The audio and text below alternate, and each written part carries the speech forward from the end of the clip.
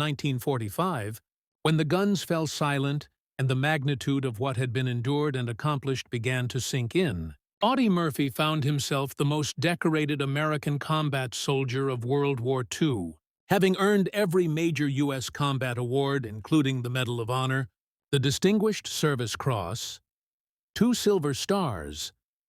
the Legion of Merit, 2 Bronze Stars with V device, 3 Purple Hearts, and numerous others, along with decorations from France and Belgium, a collection of honors that testified to a level of sustained courage and combat effectiveness that had no parallel in American military history. But if the war had made Audie Murphy a hero in the eyes of his nation, it had also marked him in ways that decorations could not measure and medals could not heal. He returned home to Texas in June of 1945, just 20 years old but aged far beyond his years, carrying wounds that were not all visible, haunted by the faces of friends who had died beside him, by decisions made in the heat of combat, by the things he had seen and done and could never fully explain to people who had not been there, and like so many combat veterans, he found that the transition from warrior to civilian was far more difficult than anyone had prepared him for, that the skills that had kept him alive in war had no application in peace, that the intensity of combat had rewired something fundamental in his nervous system, leaving him jumpy, sleepless, prone to nightmares that jerked him awake in a cold sweat, reaching for weapons that were no longer there, fighting battles that had already been won or lost. The nation wanted to celebrate him, wanted him to embody the triumphant narrative of American victory, wanted him to be a symbol of courage and strength and the ultimate vindication of the sacrifices made during the war. And in 1945, Life magazine featured him on its cover, his boyish face staring out at millions of readers, making him instantly recognizable across the country. And Hollywood came calling, seeing in this young, handsome war hero a potential star who could bring authenticity to war films that were already in development. And Audie Murphy, uncertain about what to do with his life, uncertain how a sharecropper's son with an 8th-grade education could make his way in a peacetime world, and perhaps hoping that acting might provide the purpose and structure that civilian life lacked, accepted their offers and moved to California to pursue a career in film. His acting career, which spanned from 1948 to 1969 and included roles in more than 40 films, was moderately successful. He was never a major star like John Wayne or Clark Gable, but he worked steadily, appearing primarily in westerns where his natural toughness and authenticity served him well. And his most significant film role came in 1955 when he played himself in To Hell and Back, a movie adaptation of his best-selling autobiography, a project that required him to relive on camera the experiences that haunted him in private, to recreate battles he had fought, to speak lines that echoed words he had actually said to men who were now dead. And the film was a commercial success, one of Universal Studios' highest-grossing films of the decade, making Audie Murphy a wealthy man and cementing his status as an American icon. But the price he paid for that success, the emotional toll of constantly revisiting his trauma, of being asked to perform his heroism for entertainment, of being unable to escape the war that had defined him, was one that he bore largely in silence, with only his closest friends and family witnessing the struggles he faced. Behind the public image of the fearless warrior and the movie star, Audie Murphy was fighting a different kind of battle, one against what would today be recognized as post-traumatic stress disorder, but which in the 1940s and 50s had no name, no treatment protocol, no understanding from a society that expected veterans to simply move on, to put the war behind them, to be grateful for their survival, and to get on with the business of living. And Audie tried, he married, had children, invested in business ventures, bought horses and ranches, kept working in films, maintained friendships with other veterans, supported various charitable causes. But the nightmares never stopped. The hypervigilance never faded. The sudden sounds that sent him reaching for weapons that weren't there, the crowds that made him nervous, the trust that was so hard to extend, the sense that he had somehow failed his men who had died, the survivor's guilt that whispered to him in the dark hours before dawn that he should have saved more, done more, been more. He became an advocate for veterans' mental health, speaking publicly about his own struggles at a time when such admissions were seen as weakness, when the cultural narrative insisted that real men, especially war heroes, did not admit to psychological wounds, did not need help, did not break down, and his willingness to discuss his nightmares and his use of sleeping pills and his difficulties adjusting to civilian life was radical for its time, was a form of courage different from, but no less significant, than his battlefield heroics. And though he could not have known it then, his advocacy would eventually help pave the way for better understanding and treatment of combat-related PTSD, his testimony contributing to a gradual shift in how the nation viewed the psychological costs of war. The final chapter of Audie Murphy's life came on Memorial Day weekend, 1971. When he was 46 years old, he had survived impossible odds in combat, had faced down tanks and machine guns and artillery barrages, had been wounded multiple times and always recovered, had seemed in some ways invincible, touched by fate or fortune or divine protection. But on May 28th, while traveling on business, the private plane he was aboard crashed into Brush Mountain near Catawba, Virginia, during poor weather conditions, killing Murphy and 5 others instantly. A mundane and arbitrary end for a man who had survived extraordinary dangers. A final reminder that death, when it comes, respects no reputation and honors no past glory. He was buried with full military honors at Arlington National Cemetery in Section 46, a gravesite that would become the second most visited in that hallowed ground, surpassed only by President Kennedy's eternal flame, a testament to the enduring power of his story, to the way his life had touched something fundamental in the American consciousness. And his headstone, like all the others in that vast field of white markers, is simple and uniform, bearing his name, his rank, his dates of service, and the Medal of Honor inscription, offering no hint of the poverty he had overcome, the battles he had won, the demons he had fought, the complexity and contradiction of a life that was simultaneously tragic and triumphant, ordinary and extraordinary, limited and limitless in its impact on those who knew his story. Audie Murphy's legacy extends far beyond his military service or his film career.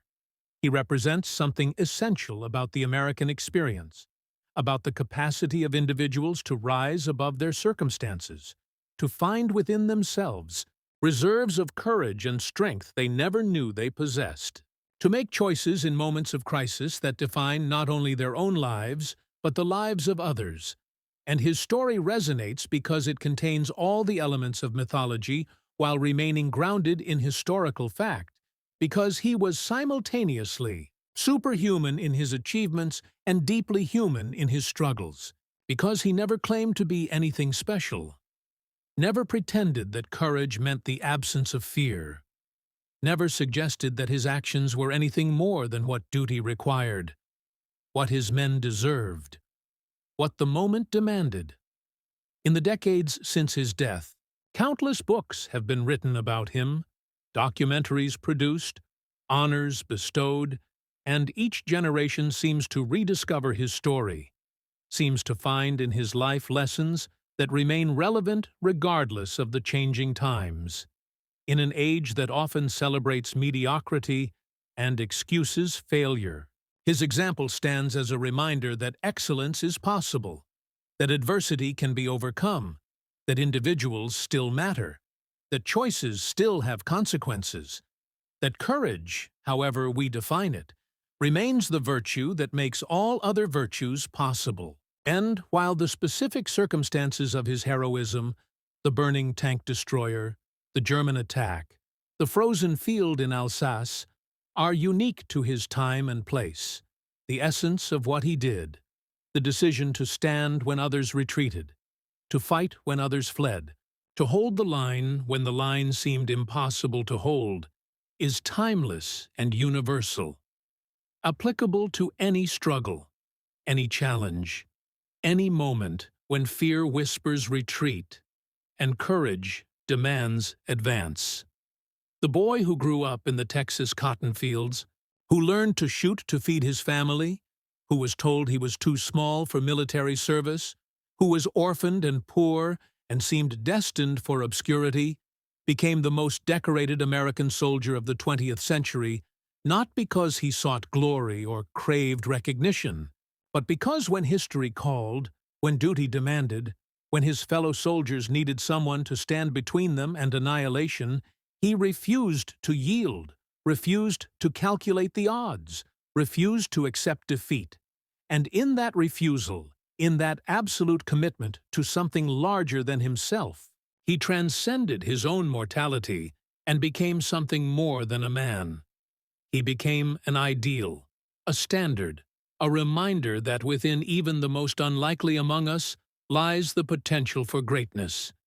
that heroes are not born but made in the crucible of challenge, that the measure of a life is not its length but its impact, not its ease but its example, not what it receives but what it gives.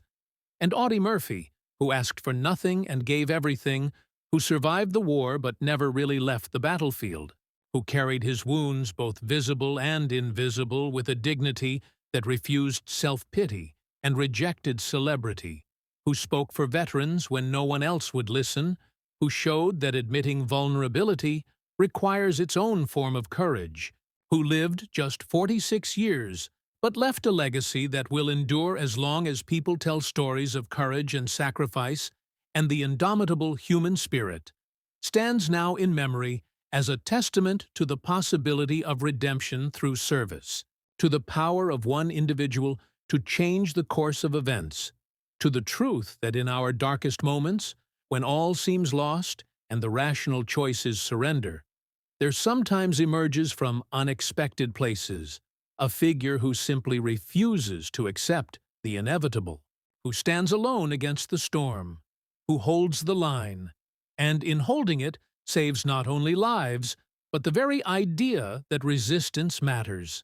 that individual action matters, that courage matters,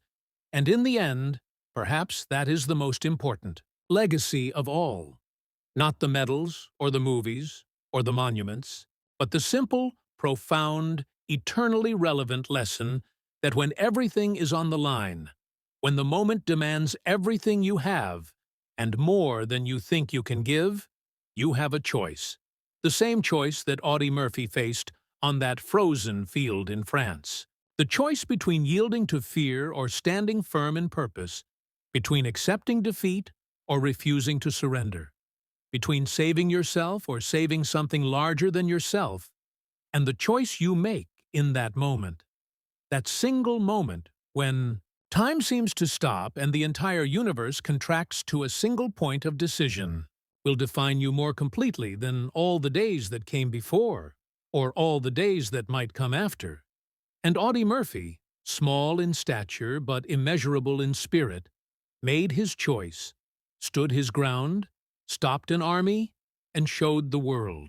what one person can do when they decide that there are things worth fighting for, things worth risking everything for, things that matter more than survival itself. And that is why his story endures, why his name is remembered, why his grave is visited, why his example inspires. Because in the final analysis, in the ultimate reckoning, what matters is not whether we live long lives or comfortable lives or easy lives, but whether, when our moment comes, when history puts the question to us, when we stand at the edge of our own battlefield, whatever form it takes, we have the courage to answer as he did, to stand as he stood, to fight as he fought, not for glory or recognition or reward, but simply because it needed to be done,